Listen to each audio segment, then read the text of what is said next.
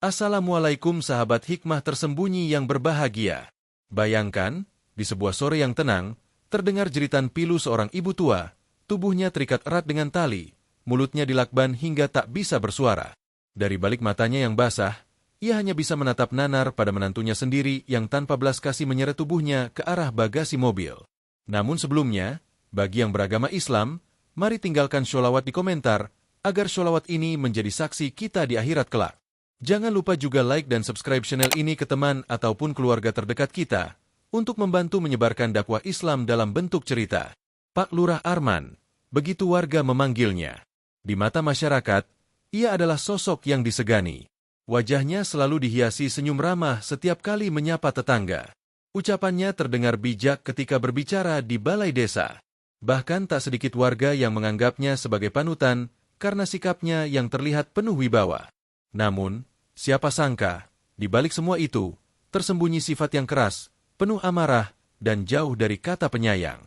Hanya di dalam rumahnya, tabir kebenaran itu tersingkap. Sang istri, Rahayu, seringkali menjadi saksi bagaimana watak kasar Arman muncul tanpa terkendali. Mereka tinggal di sebuah rumah besar peninggalan orang tua Rahayu. Bersama mereka pula, tinggal seorang wanita tua yang tak lain adalah ibu mertua Arman, bernama Bu Saminah. Usianya sudah lebih dari 70 tahun. Tubuhnya mulai rapuh, langkahnya goyah, bahkan untuk sekadar berjalan ke halaman saja sering harus berpegangan pada tongkat. Meski demikian, Bu Saminah adalah sosok yang sabar dan lembut hati. Ia kerap duduk di teras rumah, berzikir dengan bibir yang bergetar pelan. Namun kesabaran itu seringkali dipatahkan oleh menantunya sendiri. Arman memiliki prinsip yang aneh.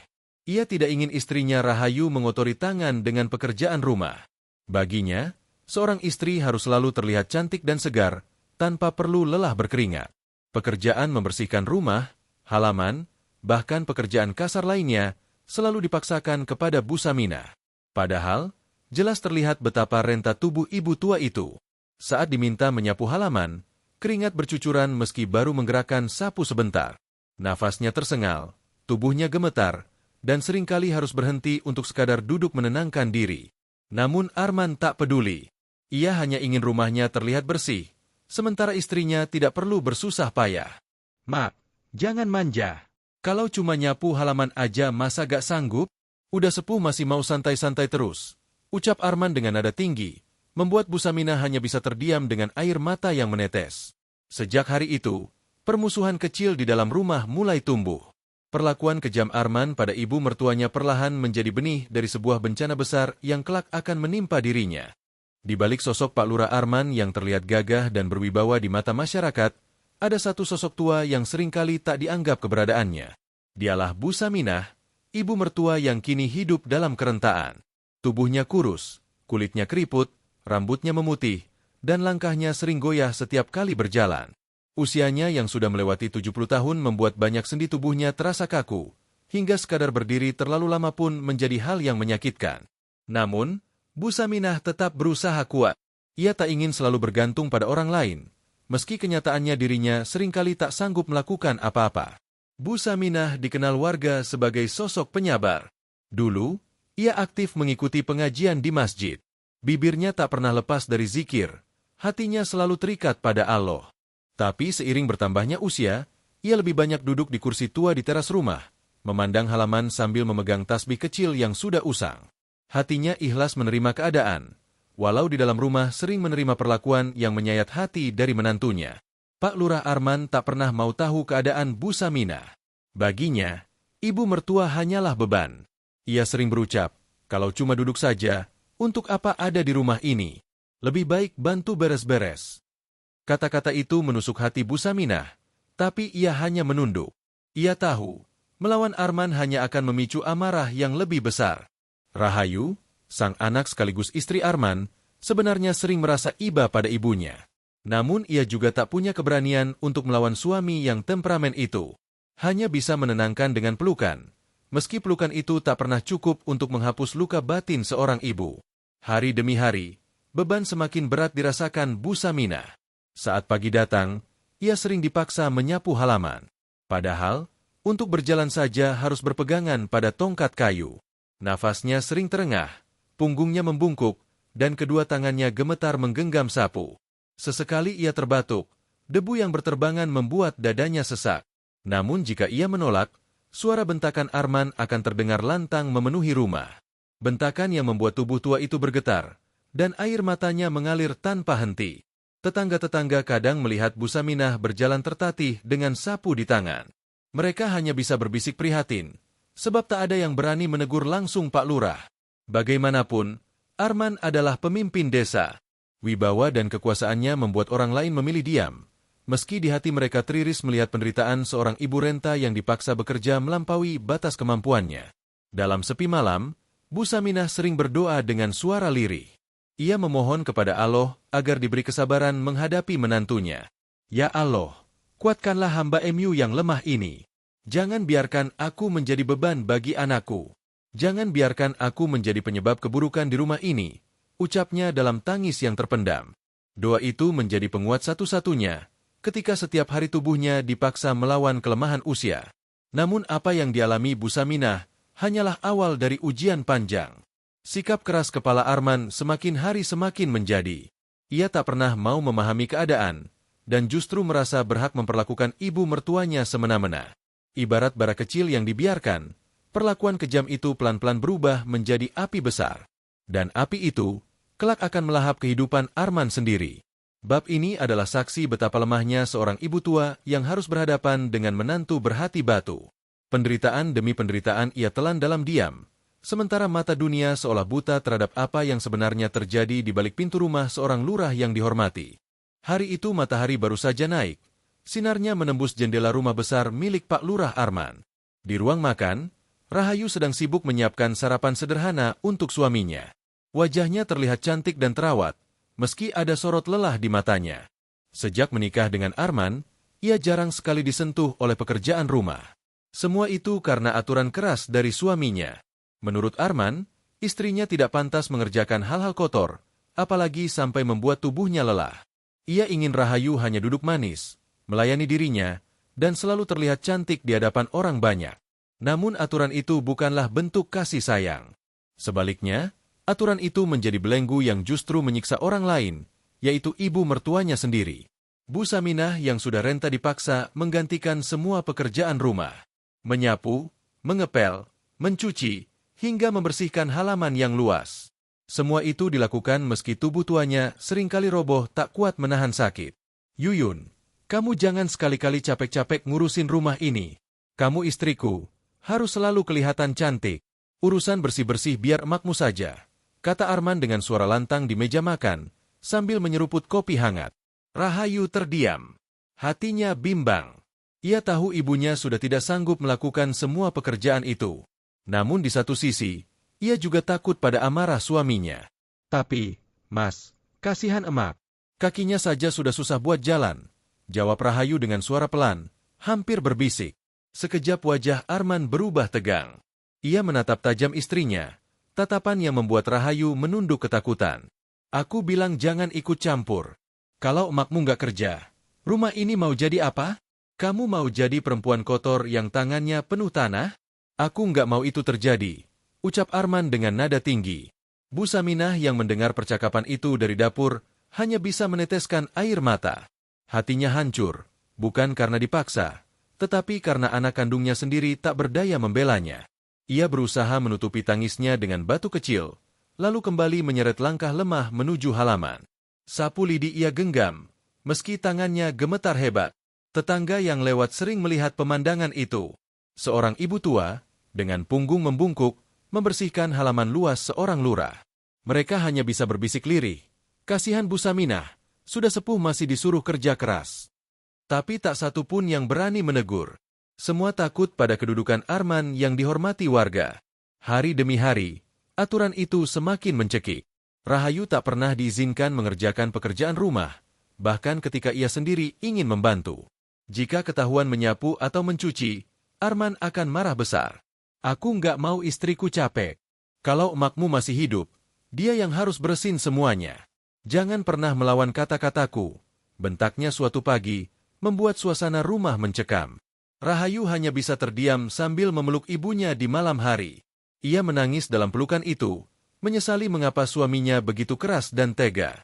Sedangkan Bu Saminah hanya bisa mengusap kepala anaknya dengan tangan keriput, menenangkan meski dirinya sendiri hancur dalam hati. Pagi itu udara terasa sejuk, embun masih menempel di daun-daun pepohonan sekitar rumah Pak Lurah.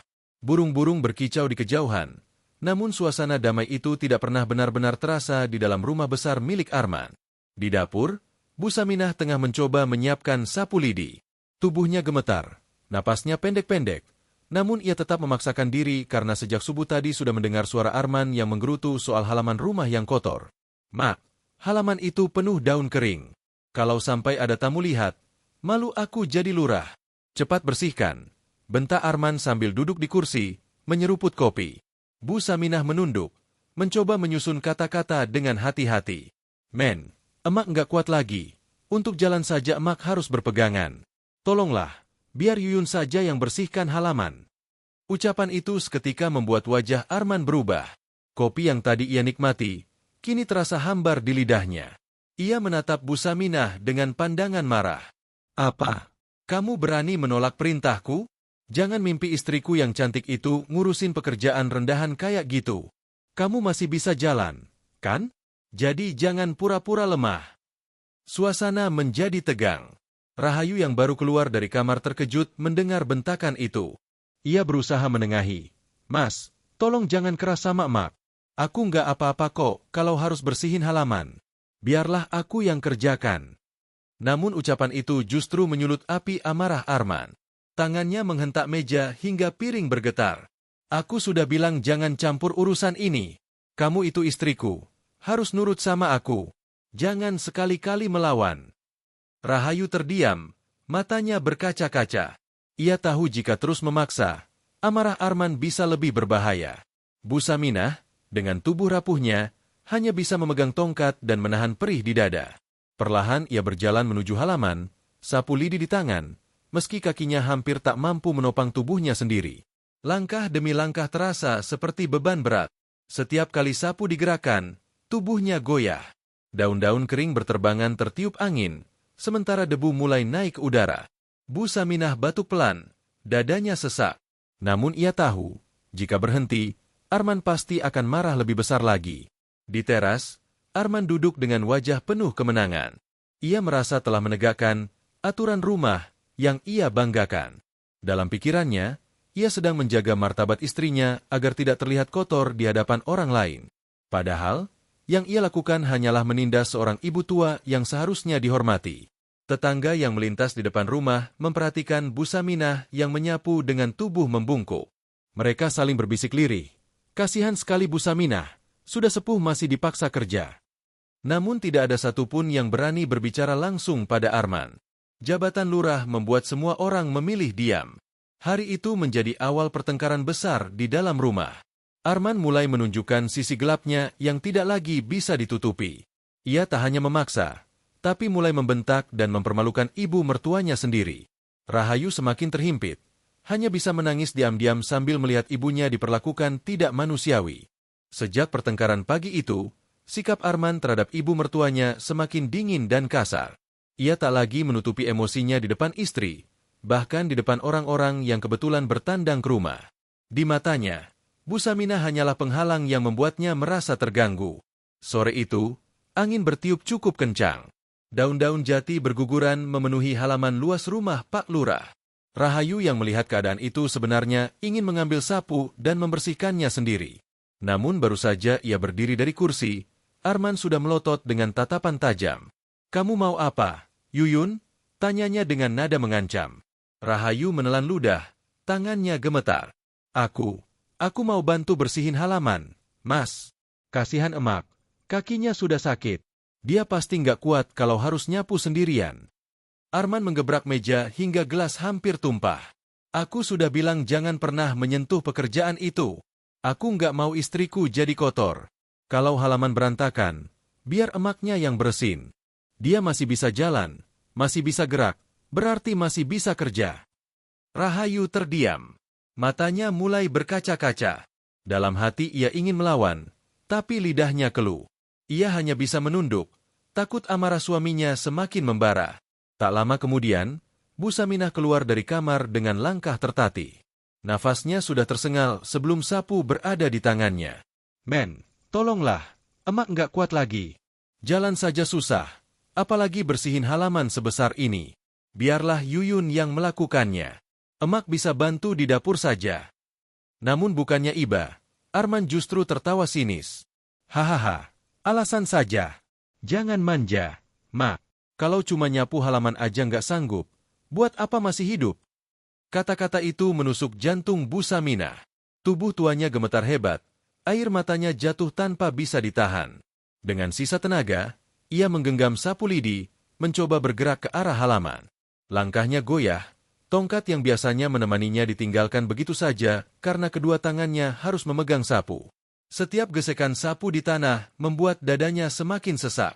Punggungnya terasa seperti ditusuk ribuan jarum. Namun di balik itu semua, ia masih menahan tangis, mencoba kuat di hadapan menantu yang tidak punya belas kasihan sedikitpun. Arman berdiri di teras, mengawasi dengan wajah puas. Sesekali ia menyeruput kopi, seolah pemandangan itu adalah hiburan baginya. Cepat sedikit, Mak. Jangan lambat. Kalau nggak bisa bersihin halaman, jangan balik ke dalam rumah, teriaknya. Rahayu yang melihat ibunya hampir roboh hanya bisa menangis. Ia ingin menolong, tapi ia tahu jika berani maju, suaminya akan bertambah marah. Hanya doa dalam hati yang ia panjatkan agar ibunya dikuatkan oleh Allah. Sapu di tangan Bu Saminah terlepas ketika tubuhnya goyah. Ia terjatuh dengan lutut menghantam tanah. Suara kecil tangisnya terdengar, namun segera ia usap air matanya. Dengan susah payah ia kembali berdiri, memungut sapu, lalu melanjutkan pekerjaannya. Semua itu dilakukannya bukan karena sanggup, melainkan karena takut pada bentakan Arman. Hari itu, suasana rumah benar-benar mencekam. Tidak ada lagi kata-kata lembut, tidak ada lagi kasih sayang. Yang tersisa hanyalah paksaan yang menyakitkan. Dan paksaan itu bukan hanya melukai tubuh seorang ibu tua, tapi juga merobek batin seorang anak yang hanya bisa menyaksikan ibunya disiksa di depan mata. Sore itu suasana rumah tampak tenang. Angin berembus pelan membawa debu dan daun kering beterbangan ke halaman luas rumah Pak Lurah Arman. Di teras, Arman duduk santai menikmati secangkir kopi hitam dan beberapa potong singkong goreng. Pandangannya lurus ke halaman, tempat Bu Saminah dengan tubuh ringkihnya sedang menyapu daun-daun yang berguguran. Langkah Bu Saminah pelan, punggungnya semakin membungkuk, sapu lidi di tangannya bergetar seakan hendak jatuh. Nafasnya berat, sesekali batuknya pecah karena debu yang terangkat ke udara. Namun ia tetap memaksa diri, takut amarah Arman jika ia berhenti. Setiap gesekan sapu di tanah terasa seperti pertarungan melawan sisa tenaganya yang hampir habis. Arman menyandarkan tubuhnya ke kursi rotan, menyeruput kopi dengan wajah puas. Nah, begitu. Kalau halaman bersih, tamu juga senang. Jangan cuma duduk-duduk saja kerjaannya, gumamnya dengan nada mengejek. Namun tiba-tiba, hembusan angin membawa debu dan daun kering ke arah teras. Debu itu beterbangan dan langsung mengenai wajah Arman. Kopinya tercecer, batu kecil keluar dari mulutnya, membuatnya seketika naik pitam. "Ma, apa-apaan ini?" teriak Arman sambil melempar gelas kopinya ke tanah. Bu Saminah terkejut, sapu di tangannya terlepas. "Men, emak nggak sengaja. Anginnya kencang sekali. Emak nggak bisa kendalikan debunya," jawabnya terbata-bata, tubuhnya gemetar ketakutan. Namun Arman tak mau tahu. Ia berdiri dengan wajah merah padam, matanya melotot penuh kebencian. Dengan langkah besar, ia menghampiri Bu Saminah yang sudah terpojok di sudut halaman. "Alasan? Semua gara-gara kamu. Aku sudah kasih kesempatan, tapi kamu malah bikin aku malu. Dasar tua tak berguna," bentaknya. Tanpa pikir panjang, tangannya meraih selang air yang tergulung di samping rumah. Selang itu dipukulkannya ke tubuh Bu Saminah. Suara cambukan terdengar jelas, membuat tubuh renta itu meringis menahan sakit. "Ampun, men, ampun. Emak nggak sengaja, tolong hentikan." Tangis Bu Saminah meledak. Air matanya jatuh deras, tubuhnya bergetar hebat menahan sakit yang luar biasa. Namun amarah Arman sudah menutup seluruh akalnya. Ia mengayunkan selang berkali-kali, tanpa peduli jeritan ibu tua yang sudah tak berdaya. Rahayu yang melihat dari pintu dapur menjerit histeris. "Mas, berhenti. Jangan sakiti emak." Ia berlari mencoba menahan tangan suaminya, namun Arman mendorongnya kasar hingga jatuh ke tanah. Tangisan dan jeritan itu terdengar sampai ke pagar rumah. Beberapa tetangga berhenti sejenak, saling berpandangan, namun tak ada satupun yang berani masuk menolong. Mereka tahu betapa keras dan galaknya Arman. Bu Saminah terjatuh ke tanah, tubuhnya lemah, matanya berkaca-kaca menatap menantunya. Ia berusaha meraih sapu yang tergeletak, namun tubuhnya tak sanggup lagi bergerak. "Men, jangan perlakukan emak begini," ucapnya lirih. Sebelum akhirnya suara tangisnya terhenti, hanya tersisa isakan lemah. Arman berdiri terengah, wajahnya berkeringat, namun amarahnya belum reda. Ia menatap Bu Saminah dengan pandangan tajam. Di dalam hatinya mulai muncul rasa panik. Jeritan ibu tua tadi terlalu keras, bisa saja terdengar oleh lebih banyak tetangga. Jika mereka masuk, kehormatannya sebagai lurah bisa jatuh seketika. Hatinya gelisah, pikirannya kacau. "Aku harus lakukan sesuatu sebelum orang-orang tahu," gumamnya dengan suara bergetar. Arman berdiri dengan nafas memburu. Dadanya naik turun cepat setelah melampiaskan amarahnya dengan selang. Matanya masih merah, tangannya bergetar, bukan karena lelah, tetapi karena amarah yang belum benar-benar padam. Di tanah, Bu Saminah tergeletak lemah.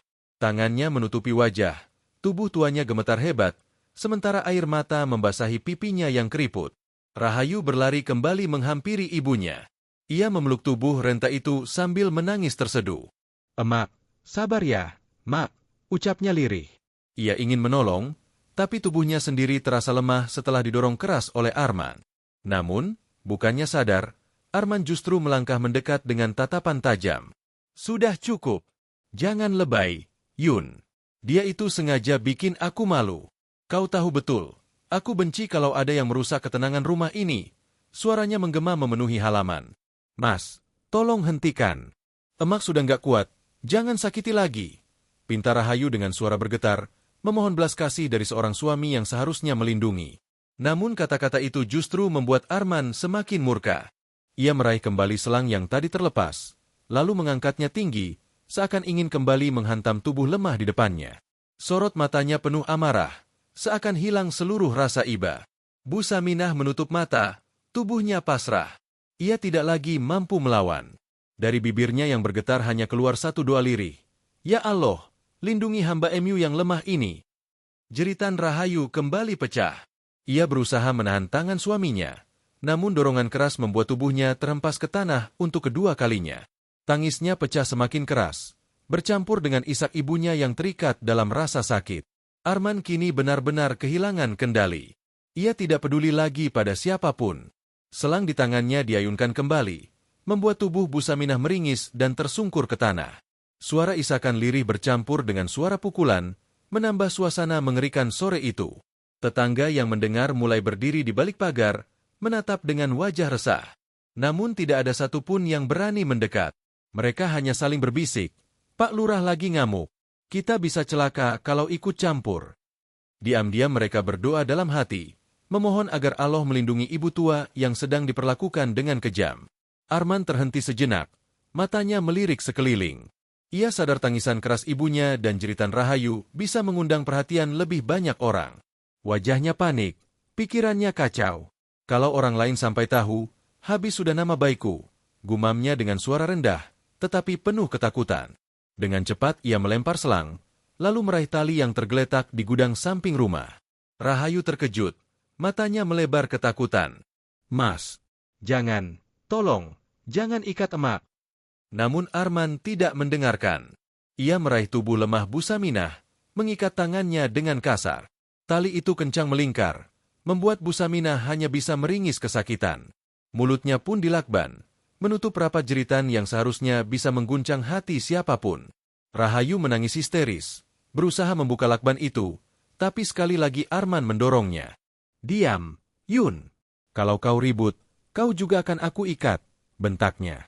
Dalam sekejap, halaman yang tadi hanya dipenuhi debu dan daun kering, berubah menjadi tempat penyiksaan yang menegangkan. Seorang lurah yang dihormati, tega menindas ibu mertuanya sendiri. Tubuh renta itu kini hanya bisa menggeliat lemah. Suaranya tertahan di balik lakban, air matanya mengalir deras membasahi pipi. Arman menatap ke arah jalanan. Ia tahu tak bisa lagi membiarkan ibu tua itu di halaman. Suara tangis bisa saja terdengar semakin jauh. Maka, dengan wajah panik bercampur amarah, ia mulai menyeret tubuh Bu Saminah menuju arah garasi. Suara gesekan tubuh tua dengan tanah membuat bulu kuduk Rahayu merinding. Ia hanya bisa menangis tanpa daya, menyaksikan ibunya diseret seperti benda tak bernyawa. Suasana sore itu semakin mencekam. Rahayu masih terduduk di tanah, wajahnya penuh air mata, tubuhnya gemetar menyaksikan perlakuan kejam suaminya. Sementara itu, Arman dengan wajah penuh amarah menyeret tubuh Bu Saminah yang sudah terikat. Tangan tua itu terikat kuat ke belakang. Mulutnya dilakban rapat hingga hanya isakan tertahan yang bisa keluar. Air matanya terus mengalir, menetes di tanah yang berdebu sepanjang jalan menuju garasi. Arman tidak peduli. Baginya, yang penting tidak ada orang lain mendengar jeritan ibu mertuanya. Kalau orang-orang tahu, habis sudah nama baikku sebagai lurah, gumamnya dengan suara dingin. Rahayu mencoba berlari menghampiri. Mas, lepaskan emak. Jangan diperlakukan seperti itu. Tolong sadar, Mas. Suaranya memecah udara sore, penuh histeris. Namun Arman berhenti sejenak, menoleh dengan tatapan tajam yang membuat langkah Rahayu terhenti. Diam, Yun. Kalau kau ikut campur, kau juga akan aku buat bungkam, ancamnya. Tubuh Bu Saminah semakin lemah. Kakinya menyeret di tanah, lututnya lecet, dan pipinya basah oleh air mata bercampur debu. Setiap hentakan Arman pada ikatan tali membuat tubuh renta itu terguncang. Namun matanya yang sayu seakan memancarkan doa, berharap pertolongan dari Allah di tengah penderitaan yang semakin dalam. Sesampainya di garasi, Arman membuka pintu bagasi mobil hitamnya. Dengan kasar ia menarik tubuh Bu Saminah dan melemparkannya masuk. Tubuh tua itu terhempas ke dasar bagasi, membuat suara lirih keluar meski tertahan oleh lakban di mulutnya. Rahayu menjerit semakin keras. Mas, jangan. Itu ibuku. Mas, kalau kau terus begini, aku nggak akan tahan lagi hidup denganmu. Tangisnya pecah. Suaranya bergetar penuh ancaman yang lahir dari keputusasaan. Namun Arman hanya tertawa sinis. Kau pikir aku peduli? Aku lurah di desa ini, Yun. Semua orang hormat padaku. Tidak ada yang berani melawan aku, bahkan kau sekalipun, katanya penuh kesombongan. Dengan tangan kuatnya, Arman menutup pintu bagasi keras-keras. Suara dentuman itu membuat hati Rahayu seakan ikut terkubur. Ia berlari mendekat, menghantam pintu bagasi dengan tangannya sambil berteriak memanggil ibunya. Namun suara itu tak pernah dijawab. Yang terdengar hanyalah suara lirih tertahan di dalam bagasi, semakin lemah, seolah tak mampu lagi meminta tolong. Arman masuk ke dalam mobil, menyalakan mesin dengan wajah tegang. Ia melirik sebentar ke arah Rahayu yang masih menjerit. Berhenti menangis, Yun. Kalau orang-orang dengar, kau yang akan mempermalukan keluargaku, katanya dengan nada dingin. Rahayu berdiri di depan mobil, berusaha menghadang.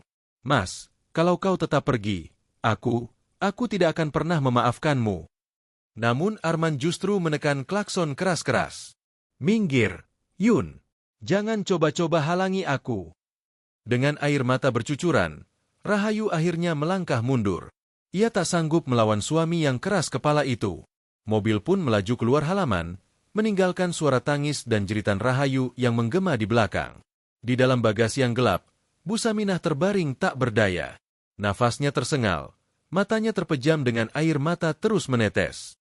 Dalam hati ia hanya bisa berdoa, Ya Allah, hanya Engkau tempat hamba bergantung. Lindungi aku dari kebengisan menantu yang tega ini. Sementara itu, di balik setir, wajah Arman tegang, penuh kebimbangan yang ia sembunyikan dengan amarah. Ia melajukan mobil menuju jalanan sepi, jauh dari keramaian desa. Hatinya bergejolak, pikirannya dipenuhi ketakutan akan aib. Namun ia tetap melanjutkan rencananya. Mobil hitam Arman melaju kencang melewati jalanan sepi menuju pinggiran desa. Suasana sore perlahan berganti menjadi senja. Cahaya oranye keemasan menembus pepohonan, menciptakan bayangan panjang di jalan yang sunyi. Di dalam bagasi, Bu Saminah masih terbaring tak berdaya. Tubuhnya terikat erat, mulutnya dilakban, napasnya tersengal-sengal dalam ruang sempit tanpa udara. Sesekali ia menggeliat pelan, mencoba meronta, namun tali yang membelit pergelangan dan kakinya terlalu kuat. Yang terdengar hanya suara gesekan tubuh renta dengan dinding bagasi yang dingin. Arman menggenggam setir dengan kencang, matanya menatap lurus ke depan. Wajahnya tampak tegang, keringat dingin menetes dari pelipisnya. Meski ia terlihat tegas, Dalam hati sebenarnya ada rasa panik yang ia tutupi dengan emosi. Aku tidak punya pilihan. Kalau orang tahu dia melawan aku, habis sudah wibawaku. Aku harus singkirkan dia, gumamnya dengan suara rendah. Sementara itu, di kursi belakang, Rahayu hanya bisa menangis histeris. Ia mencoba membuka pintu bagasi dari dalam mobil, namun terkunci rapat. Tangannya menghantam kaca, berteriak memanggil ibunya. Ma, tolong bertahan. Jangan tinggalkan aku, Mak. Suaranya pecah, penuh keputusasaan. Arman menoleh sebentar melalui kaca spion, lalu berteriak keras. Diam, Yun. Kalau kau terus ribut, aku akan turunkan kau juga di jalan ini. Kata-kata itu membuat Rahayu terdiam dengan tubuh gemetar. Air matanya terus mengalir. Tangannya memeluk dada, berdoa dalam hati agar Allah menolong ibunya di dalam bagasi yang gelap. Mobil semakin menjauh dari perkampungan, memasuki jalanan hutan kecil di tepi desa.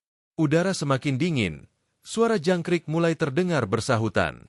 Jalanan sepi, hanya suara mesin mobil yang menderu, mengiringi perjalanan kelam seorang lurah yang telah kehilangan akal sehatnya. Di dalam bagasi, Bu Saminah merasakan tubuhnya semakin lemas. Udara semakin menipis, dadanya sesak, peluh bercucuran di wajahnya yang keriput. Matanya berkaca-kaca, pandangannya kabur, namun hatinya masih berzikir dalam diam. Ya Allah, ampunilah aku, kuatkanlah aku, jangan biarkan aku mati dengan cara yang hina, bisik hatinya. Sesekali tubuhnya terguncang setiap kali mobil melewati jalanan berlubang. Luka di lututnya bertambah parah, tangannya yang terikat semakin sakit. Namun ia hanya bisa pasrah, menyerahkan segalanya kepada takdir.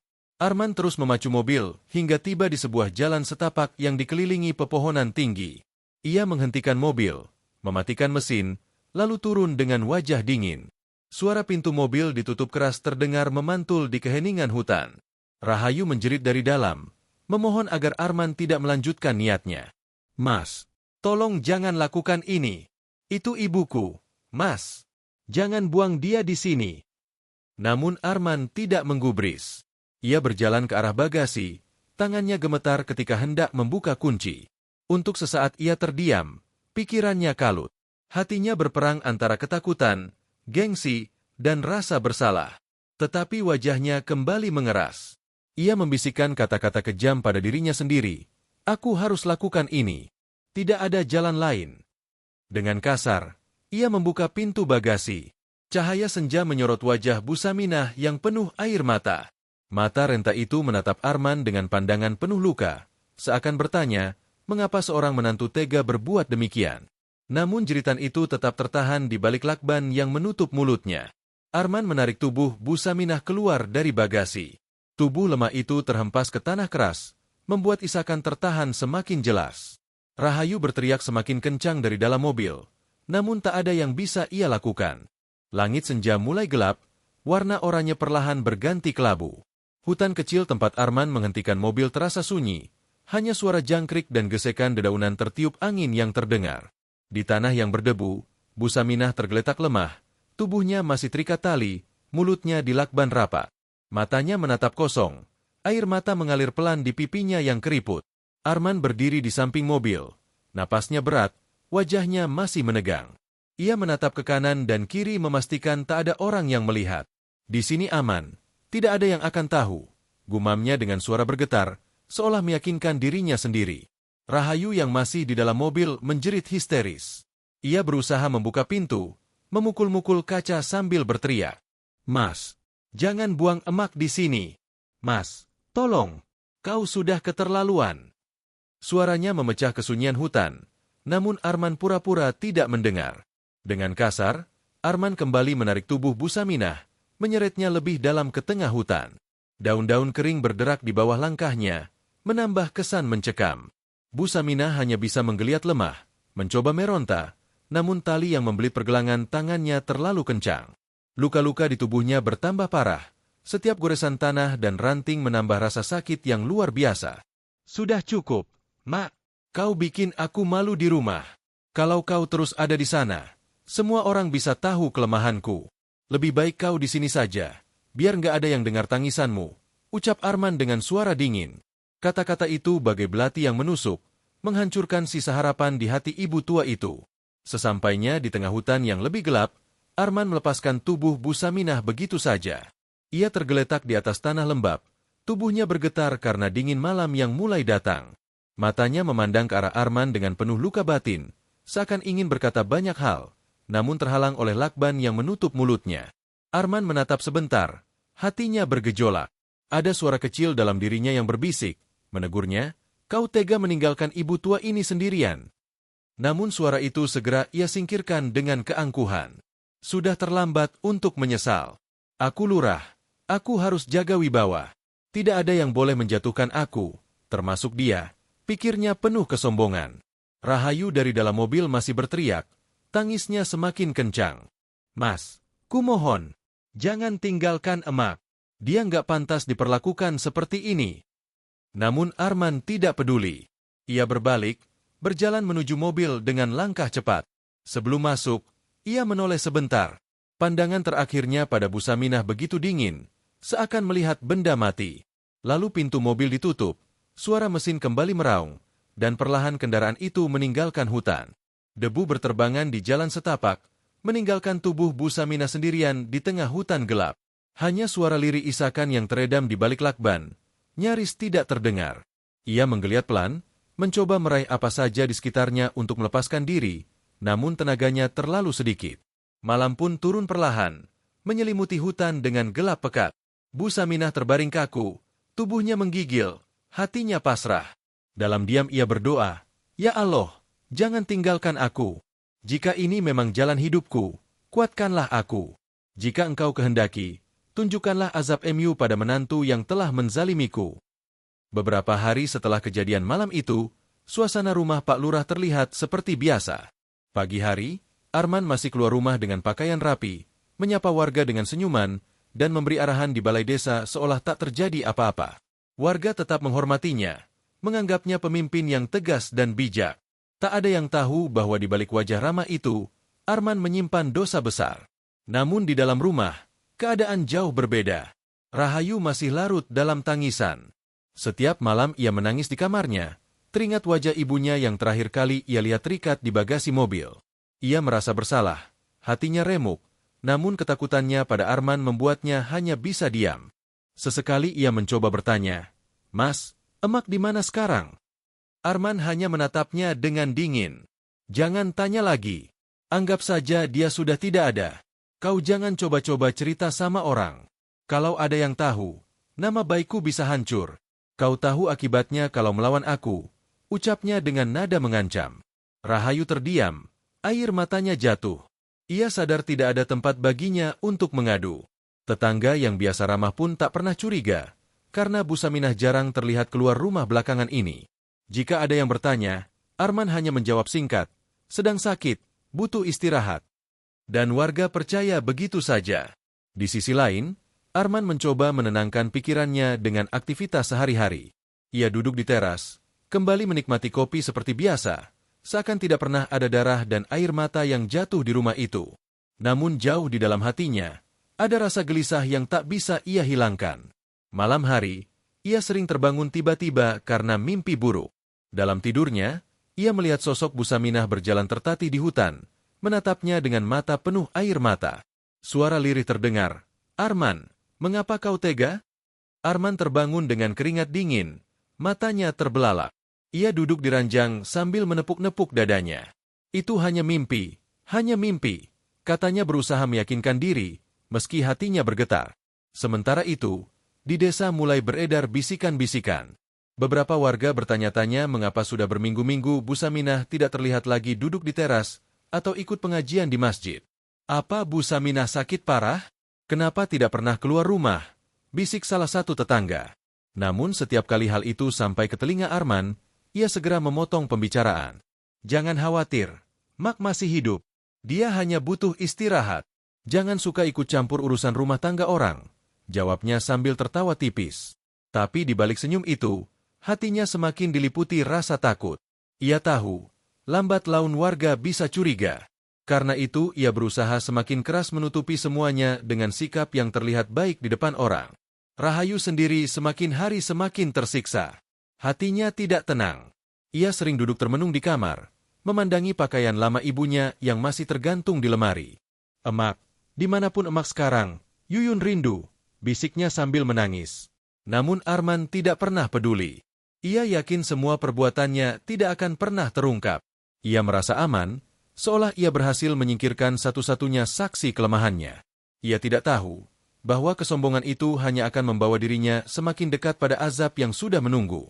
Sore itu, langit terlihat cerah. Angin berhembus pelan, membawa aroma tanah basah setelah hujan siang tadi.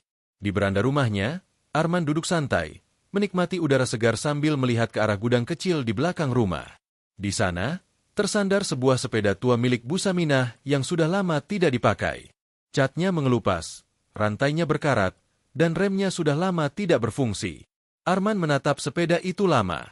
Entah mengapa, tiba-tiba ada dorongan untuk mengeluarkannya. "Hahaha, kenapa tidak?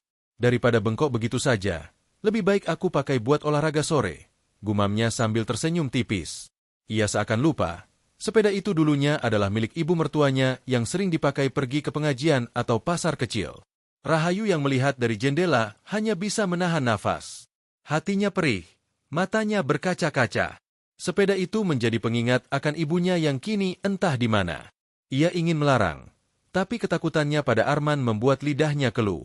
Ia hanya bisa menutup mulut dengan tangan, menahan tangis yang hampir pecah. Arman dengan penuh percaya diri mendorong sepeda tua itu keluar halaman. Ia melompat ke sadel, mengayuh pelan melewati jalanan desa. Beberapa warga melihat, lalu tersenyum menyapa. "Wah, Pak Lurah lagi berolahraga sore, ya? Mantap sekali," seru seorang warga. Arman membalas dengan tawa kecil. "Hehe, iya, biar sehat." Namun di balik tawa itu, ada sesuatu yang menggelisahkan. Setiap kali ia mengayuh, suara rantai berderit keras, seperti suara rintihan. Sepeda itu bergetar, seakan menolak dipakai kembali. Tapi Arman tidak peduli. Ia justru mengayuh lebih cepat, merasa bangga karena masih kuat mengendalikan sepeda tua itu. Ketika memasuki jalanan sepi di pinggir desa, angin sore mulai bertiup kencang. Daun-daun berterbangan, suasana perlahan menjadi mencekam. Tanpa ia sadari, dari kejauhan muncul beberapa ekor anjing liar. Awalnya hanya 2 ekor, kemudian bertambah menjadi 5, 6, bahkan lebih. Mereka berlari mendekat dengan suara menggonggong keras, gigi-gigi tajamnya terlihat jelas. Arman menoleh ke belakang, matanya melebar. "Astagfirullah, anjing!" teriaknya kaget. Ia segera mengayuh sepedanya lebih cepat, nafasnya tersengal.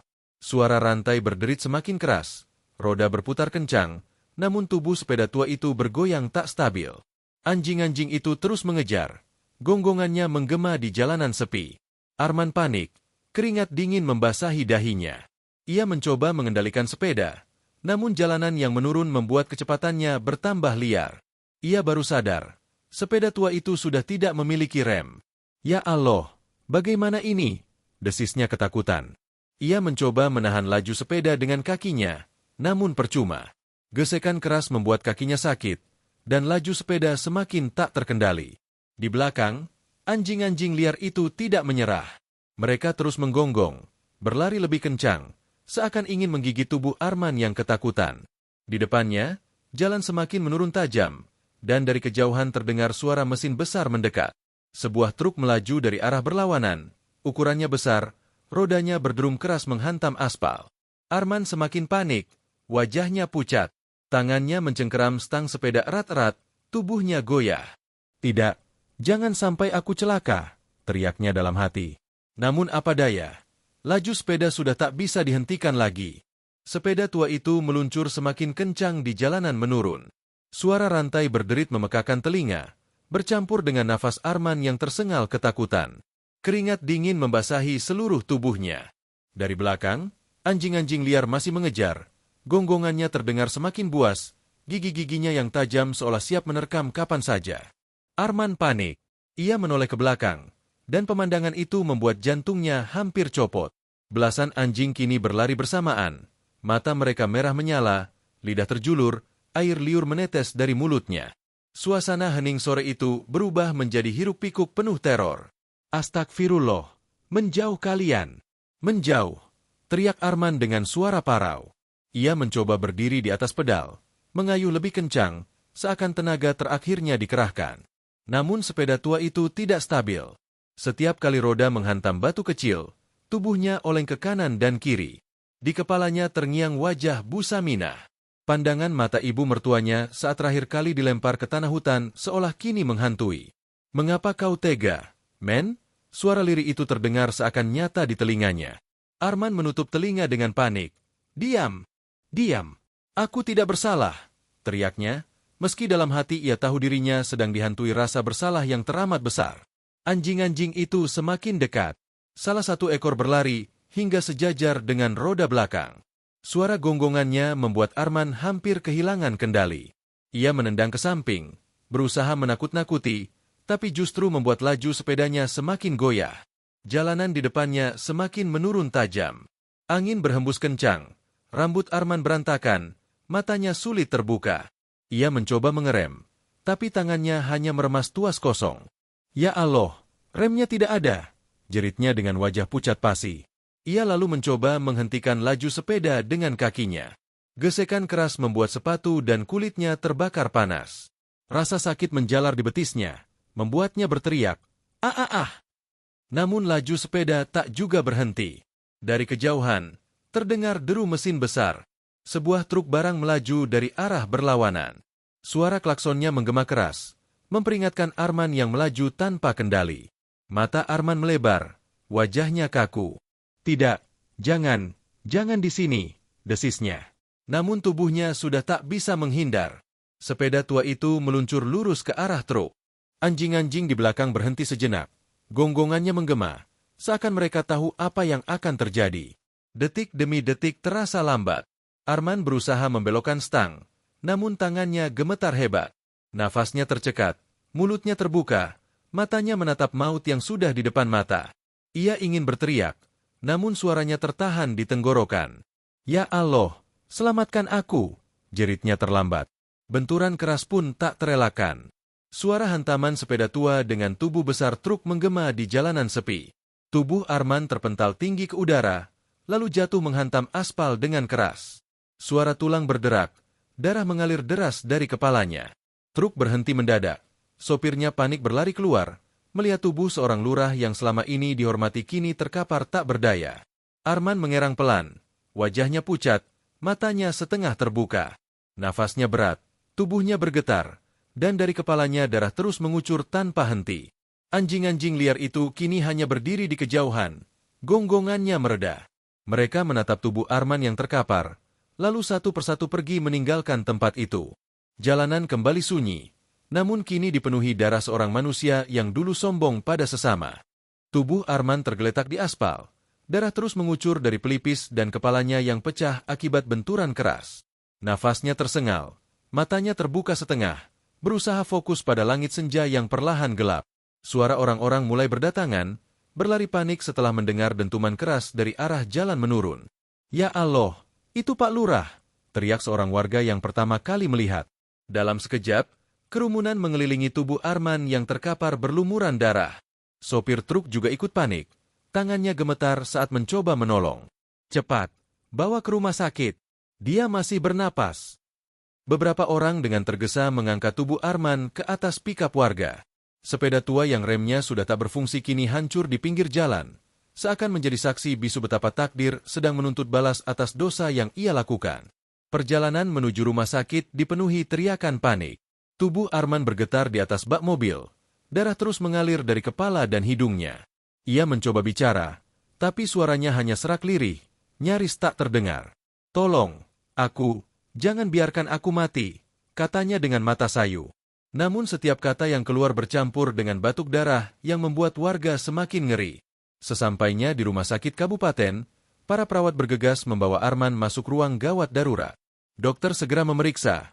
Wajahnya serius. "Cepat siapkan alat. Dia pendarahan parah di kepala." Suara lantang dokter membuat semua staf bergerak cepat. Jarum infus menusuk lengan Arman. Oksigen dipasang di hidungnya. Namun tubuhnya terus meronta lemah. Mata Arman berkaca-kaca. Dalam pikirannya kembali terbayang wajah Bu Saminah. Tatapan penuh luka dari ibu mertuanya saat ditinggalkan di hutan kini hadir begitu jelas. Bayangan itu membuatnya menjerit, meski suaranya hanya lirih. Maafkan aku, jangan ganggu aku. Dokter menoleh ke arah perawat. Kondisinya kritis. Pendarahan otaknya parah, bisa menjalar jadi infeksi. Kita harus segera operasi. Namun meski semua sudah dilakukan, denyut jantung Arman tidak stabil. Mesin monitor berulang kali berbunyi alarm, membuat perawat panik bergantian menekan dadanya untuk resusitasi. Di ruang tunggu, Rahayu terduduk lemas. Tangannya bergetar memegang tas kecil, wajahnya pucat penuh air mata. Ia tahu suaminya kini sedang berjuang antara hidup dan mati. Namun hatinya terbelah. Ada luka mendalam yang tak bisa ia hapus. Karena orang yang kini dirawat dengan penuh usaha itu adalah orang yang sama yang tega menyiksa ibunya sendiri. Malam itu, operasi dilakukan. Dokter berjuang keras menghentikan pendarahan di kepala Arman. Namun usai beberapa jam, kabar buruk akhirnya keluar. Maaf, kondisi Pak Lurah sangat buruk. Pendarahan sudah terlalu parah. Otaknya infeksi. Kemungkinan besar hanya tinggal menunggu waktu. Rahayu menjerit histeris mendengar kabar itu. Tubuhnya jatuh ke lantai, tangisnya pecah. Ia teringat wajah ibunya, teringat suara tangis yang pernah ia dengar saat terakhir kali ibunya diseret ke dalam bagasi mobil. Semua peristiwa itu kini seperti balasan dari Allah, mengantarkan azab kepada seorang menantu yang durhaka. Di ruang perawatan, Arman terbaring dengan alat medis menempel di sekujur tubuhnya. Nafasnya hanya terbantu mesin, matanya sesekali bergerak, namun kesadarannya hampir hilang. Ia tidak bisa bicara, tidak bisa bergerak. Hanya rasa sakit di kepalanya yang terus menyiksa, seperti cambuk dari langit yang tak henti-hentinya menghantamnya. Malam itu, rumah sakit dipenuhi suasana mencekam. Warga yang mendengar berita kecelakaan lurahnya datang bergantian, sebagian berbisik-bisik, sebagian terkejut. Itu balasan Allah, kata salah seorang warga lirih. Namun semua tahu, tak seorang pun bisa menghentikan takdir yang sudah ditetapkan. Hari-hari di rumah sakit berjalan penuh ketegangan. Tubuh Arman terbaring lemah di ranjang, penuh dengan alat bantu. Selang oksigen menempel di hidung, infus menusuk tangan, dan monitor detak jantung terus berbunyi tidak stabil. Nafasnya berat, matanya sesekali terbuka, namun pandangannya kosong. Dari mulutnya keluar suara serak, seakan ingin berkata sesuatu, tetapi hanya darah yang membasahi bibirnya. Rahayu setia duduk di sisi ranjang. Tangannya menggenggam jemari Arman yang dingin, matanya sembab karena terlalu banyak menangis. Ia menatap wajah suaminya dengan campuran marah, iba, dan luka. Dalam hatinya, ia ingin memaafkan, tapi bayangan ibunya yang diseret ke bagasi dan dibuang di hutan terus menghantui. Mas, andai kau bisa sadar kembali, andai kau bisa minta maaf pada emak, bisiknya dengan suara bergetar. Namun takdir berbicara lain. Malam itu, tepat ketika jarum jam menunjuk pukul 2 dini hari, mesin monitor di samping ranjang berbunyi panjang.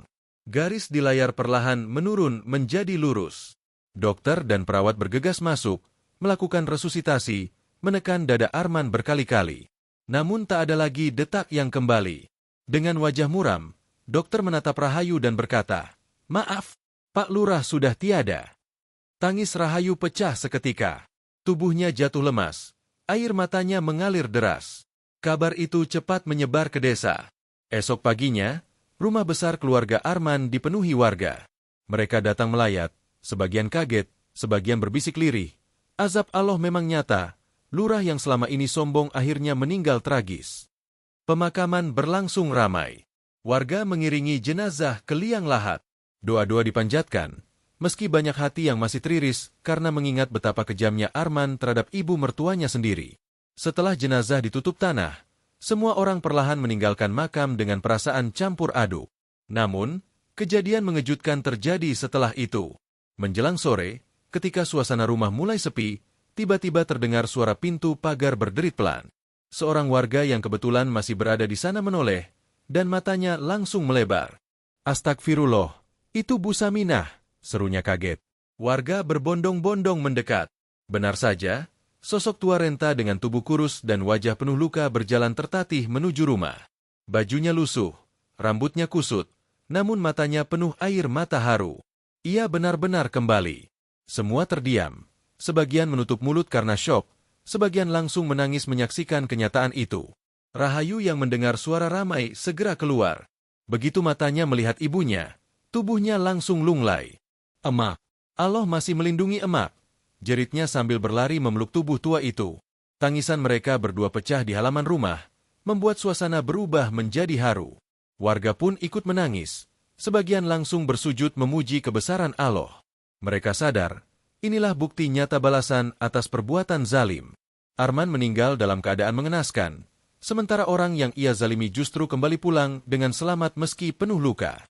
Bu Saminah menatap langit dengan mata berkaca-kaca. Suaranya lirih namun jelas. Ya Allah, Engkau benar-benar maha adil. Kau tunjukkan kuasa MU kepada menantuku yang durhaka, dan kau selamatkan hamba yang lemah ini.